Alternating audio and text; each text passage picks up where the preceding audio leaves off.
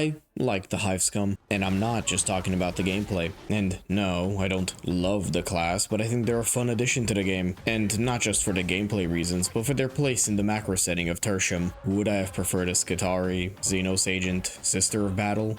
Yeah, definitely. Where are my boys from Votan? Come on. But I think the Scumbus here is also a welcomed addition. In general, I know people were upset about the class, because they just didn't seem like they would do anything fun.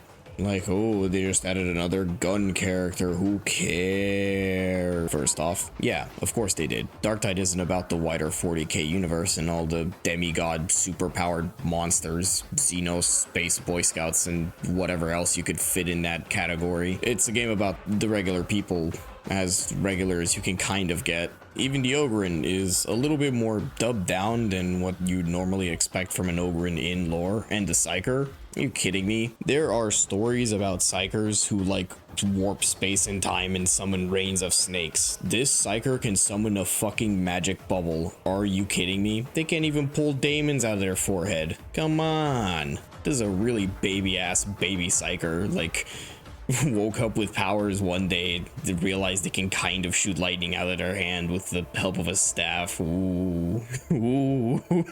Okay, but stupid and silly power scaling aside, for the most part, Darktide focuses more on the smaller characters of the Imperium. You know, the tarnishes on the golden insignia. While Psyker and Ogryn could have been DLC characters, it would have definitely gotten more people interested in the game. I definitely think launching with 3 characters that just shoot guns would have definitely not worked in their favor. Psyker and Ogryn sell the game. People want to play as the Space Ogre and the Space Witch. It puts butts in seats. On top of that, Fat Shark, despite what people will say, are actually pretty competent writers. They do jump the said shark a bit too often and end up with half-finished ideas and updates though. This leads to them having to do a lot of course correcting and a lot of catching up on fixing problems to improve their credibility. But they've been doing a pretty good job at it so far. Not only do I think they're very good at writing the Imperium and how it operates on a smaller scale, but they seem to have a better handle of it than Games Workshop themselves. I know we're probably going to catch some flack for this, but I don't really care. While most of Games Workshop's writing seems to be focusing more on the Imperium itself, a lot of stories about larger-than-life heroes that I can only describe as cool guys in space doing cool things. They seem to forget how potent the setting of Warhammer is for a brutal self-reflection of a hypocritical system from the moment of its inception. Fat Shark, however, seems to get this sort of hypocrisy. The Imperium hates mutants, abhumans, and traitors, unless they're beneficial to the cause, of course. This isn't to say Darktide is masterwork writing, or that it doesn't feature cool guys doing cool things in space. But subtextually, because of all the classes and characters that are part of this warband, some leniencies had to be made that resulted in some interesting, albeit possibly unintentional commentary on the Imperium. Rannick may be playing it fast and loose with the rules, and if he were to have a grand plan, we might not ever know what it is. But he's not the first nor the last character in the Warhammer universe making these kinds of schemes. He decided it was beneficial to ally himself with said mutants and traitors for the benefit of his career and reputation, and now he can add criminal enforcers to the mix. It's an interesting addition. 40k, and more specifically Games Workshop, tend to skirt around the whole idea of common crime and life in the Hive cities because it's not part of the tabletop game. They focus more on the little army men and the guys in the super cool armor because, you know, it's a game about war. You move your guys to fight each other in war. Who gives a shit about what kind of food people eat in the cities? And the only real representation we have of Hive gangers is all the way back in Rogue Trader and Necromunda, but that game was gone as fast as Fire Warrior, never to be heard of again after their release. I think the Scum also fits very well into the genre of horde shooters, a genre that often features characters forced to work together under ludicrous circumstances. And what's better than cops and robbers being forced to work together? Kinda brilliant. There is, however, one thing that kind of concerns me about this release, and it's something I haven't seen a lot of people really talk about. It was briefly mentioned with the reveal trailer, but I'm gonna need you to follow my line of logic here real quick. The cinematics for Darktide were never anything outstanding or jaw-dropping, but through some good lighting and animating and characters having disembodied voice instead of moving their lips, Fat Shark got around a lot of these issues.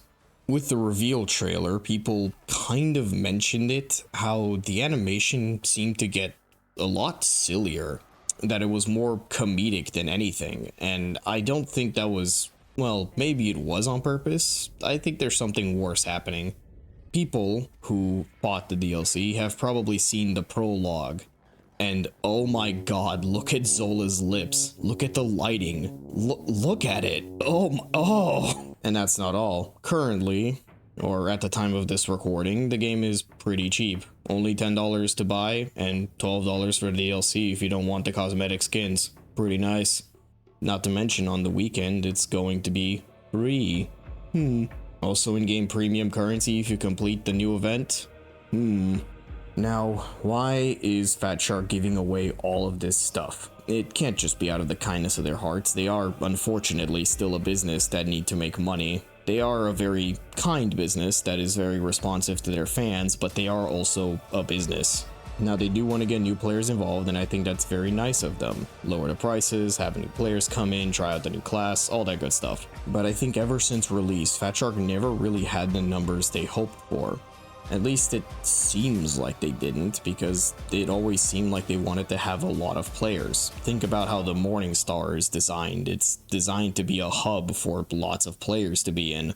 And all they really ended up with was a still very loyal niche player base, but not as big as they would have hoped. Now, this isn't a huge issue. They've proven that with Vermintide 2, they don't mind adhering to a niche player base. But the difference is Vermintide 2 is Warhammer Fantasy, a IP mostly abandoned by Games Workshop.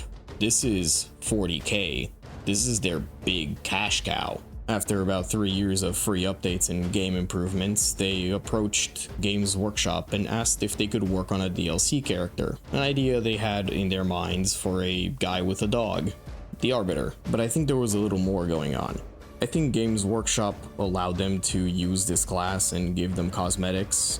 Obviously very few of them because there can only be so many approved based on the game models, and of course a DLC could bring resurgence to the player base. It's a new class. This could be somebody's favorite new class. Who knows? But it can't cost GW nothing to keep this game open, right? They are giving Fat Shark money to keep the game up. Probably. It can't all be coming out of the pockets of Fat Shark to keep the IP under their belt. There has to be a back and forth. Fat Shark gets to have the IP, Games Workshop gets to take some money home with them. And I think after all these years, Fat Shark and Games Workshop are realizing that they're not really pulling in the numbers that they might be wanting to pull in. So I think there's a very good chance that Fat Shark might be losing a lot of that Games Workshop money, with Games Workshop breathing down their necks, telling them, hey, if this game doesn't bring up the player numbers, then we're not letting you have the IP anymore. It's mostly conspiratorial, mostly a hunch. It's mostly based on the quality of these cinematics and just how not great they look. And all of these like player giveaway deals and how they desperately want players to come back and play this game. Player numbers matter. It means more potential long-term fans of the franchise, and it means more potential money pouring in through the in-game shop. I mean, they did sort of rework the shop too to make it more easy to actually spend your money in it too. But I don't know. Maybe it's all a big conspiracy and none of it matters. Maybe none of this is happening. Maybe Fat Shark just got lazy. Maybe the guy who animated Barton just quit the company. I don't fucking know. It's not concrete, and it's not worth getting deeper into conspiracy mode. And maybe it was all an opportunity for Games Workshop to promote a coming line of Ganger Kill Team minis. You never know. Whatever the reason is, I'm glad they finally gave them a role on the Morning Star. Emperor protect you, you crazy fellas.